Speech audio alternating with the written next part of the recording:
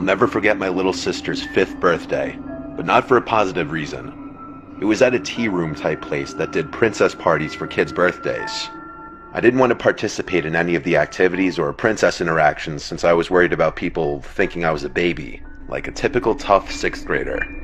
Instead, I was playing on my DS in a chair in the hallway when a random woman approached me and asked, "Hey, you're Gloria's kid, right?"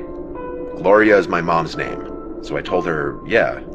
This lady tells me that she's my Aunt Sarah and that I was probably too little to remember the last time we saw each other. She started talking about how big I had gotten and asked how I was doing in school. I was pretty used to these kinds of interactions with relatives, so I didn't question it at all and gave the usual answers. Sarah then told me that she brought a large dollhouse as a birthday present and needed help carrying it out of her car. She told me that she also had brought another cake and offered me the first slice if I helped her. I was almost 12, so I was taught about creeps and the fact that this was an almost textbook kidnapping scenario. But like I said, these kinds of interactions were super common in my family. I also admit that I made the mistake of trusting Sarah more because she was a woman. So I agreed to help and followed Sarah out the back door. The car wasn't parked.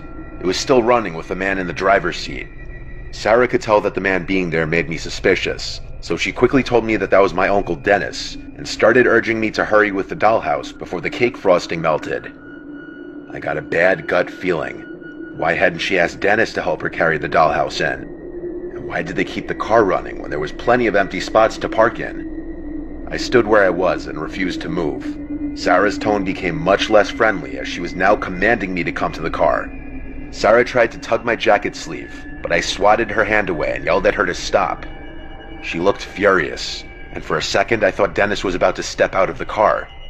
Thankfully, we all heard my mom and aunt loudly yelling my name. Sarah jumped in the car, and she and Dennis both took off. I ran through the back door and met my mom and aunt halfway inside. I immediately told them what happened. My mom hugged me and told me she was so sorry, and that everything would be okay, while my aunt told the tea room workers. They basically put the tea room into lockdown and had all the kids gather in one room to make sure no one else had gone missing. Thankfully, no one had. The police eventually came to speak to me about what had happened. I told them as much as I could about Sarah and Dennis. The police officers I spoke to promised me that they would get back to me and my mom if they found out anything new, but we never heard anything back from the police about Sarah or Dennis, or whatever their real names were. As far as we know, they've never been caught. I still have no idea how Sarah knew my mom's name. I just try to be grateful that I'm okay and avoid thinking about what would have happened to me if I hadn't listened to my gut and had followed Sarah to the trunk of her car.